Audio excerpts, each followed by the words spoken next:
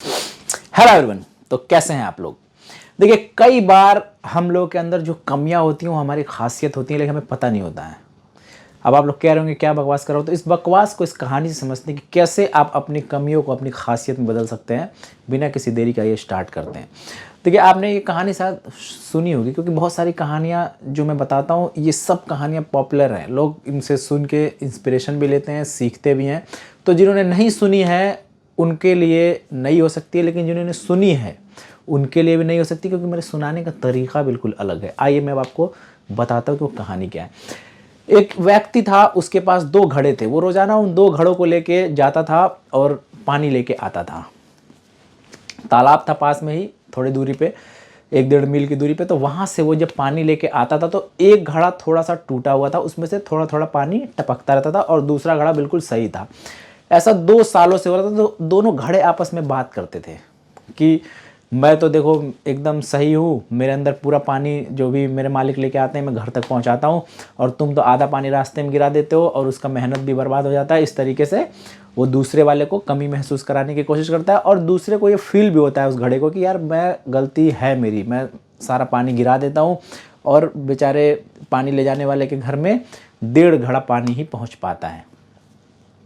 एक दिन वो घड़ा अपने मालिक से बात करता है कि देखिए, आपका आधा पानी तो मैं रास्ते में गिरा देता हूँ, मुझे बहुत दुख होता है, मैं बहुत दुखी हूँ इस बात से कि मेरे अंदर ये कमी है, और आप शायद इस कमी को नहीं जानते। तो वो घड़ा उसको बोलता है कि नहीं, अभी तुम्हें जवाब नहीं दूंगा, कल तुम मेरे साथ चलना, मैं उधर से जब आऊँगा ना फिर तुम्हारे सवाल का जवाब शायद तुम्हें मिल जाए। तो जब वो उधर से वापस लौटता है तो रास्ते में बहुत सारे फूल लगे होते हैं जो बिल्कुल खिले हुए होते हैं। वो उन फूलों को उसको दिखाता है और फिर कहता है कि इन्हें देख के कुछ समझ आ रहा है तुम्हें। वो फिर भी उदास रहता है, उसके समझ में नहीं आता। कहता है नहीं, मेरे तो समझ में नहीं आ रहा, तो मुझे तो बस ये पता है कि मैं पूरा पानी आपके घर तक नहीं पहुंचा पाता हूँ, इस बात का मुझे बहुत दुख है।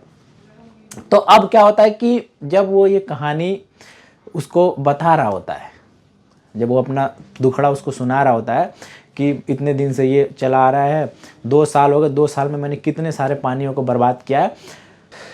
तो ये कहता है बताओ, ये जो पौधे नीचे खिलखिला रहे हैं ये तुम्हारे तरफ ही क्यों है। दूसरा वाला घड़ा भी है, उसके तरफ ये पौधे क्यों नहीं है, ये फूल क्यों नहीं है। तो बताता है कि मुझे तुम्हारी कमी के बारे में पहले से ही पता था कि तुम्हारा जो है थोड़ा थोड़ा पानी गिरता रहता है।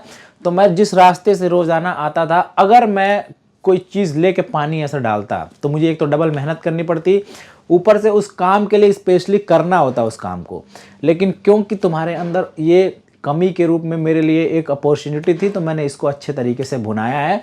जहाँ जहाँ तुम्हारा पानी जहाँ पे गिरता था मैंने वहाँ पे पौधों का बीज लगा दिया, और रोज़ाना ये पानी जब टपकता था ये पौधे खिल जाते थे, ये पौधा बड़ा हो जाता था और इसमें से फूल खिल जाते थे, जिन्हें मैं भगवान को चढ़ाता था और भी अपने यूज़ में लेता था। ये तुम्हारी जो कमी थी, इस कमी को मैंने ऐसे इस्तेमाल में लिया। तो ऐसे ही आपके हमारे अंदर हर किसी के अंदर कुछ कमियां होती हैं, हमें अपनी औकात पता होती है कि हम क्या हैं। हम या तो उसको अच्छे तरीके से ले सकते हैं या फिर उस पर ज़िंदगी भर पछतावा कर सकते हैं। आपको देखना है कि आप अपनी कमियों को अपनी खासियत में बदलते हैं या फिर ज़िंदगी भर अपने आप को ताना मारते मारते दूसरे के तानाओं का हिस्सा बन जाते हैं। ये आपके ऊपर डिपेंड करता है कि आप उसको इस जो आपके अंदर है उसको किस रूप में लेना चाहते हैं।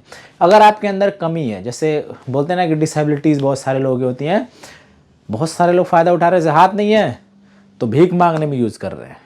ये भी है ना, अपनी कमी को आप किस में लेके गए, भीख मांगने पे। तो एक चीज़ समझ लीजिए कि भीख मंगे यहाँ भी रुसवा होंगे और वहाँ भी रुसवा होंगे, जो दूसरी दुनिया है हर किसी के, क्योंकि मरने के बाद कहीं ना कहीं तो जाते होंगे ना इंसान, 5 तत्वों में, स्वर्ग में, जन्नत में, जहाँ भी ना तो यहाँ इज्जत मिलेगी ना वहाँ मिलेगी। तो भीख मांगने से बाज आ जाइए और कोई ऐसा काम करिए जिससे अपने आप को पहचान दे सके आप लोग।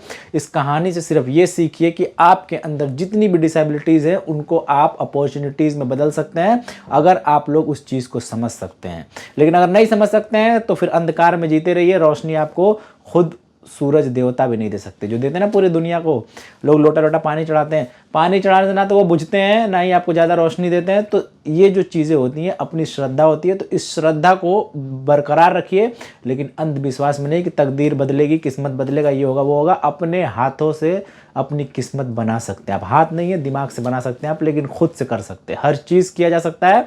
तो अपनी बुराइयों को अच्छाइयों में बदलने की कोशिश करिए आप लोग। तो मिलेंगे फिर ऐसे किसी वीडियो में, तब तक के लिए अल्लाह हाफिज़।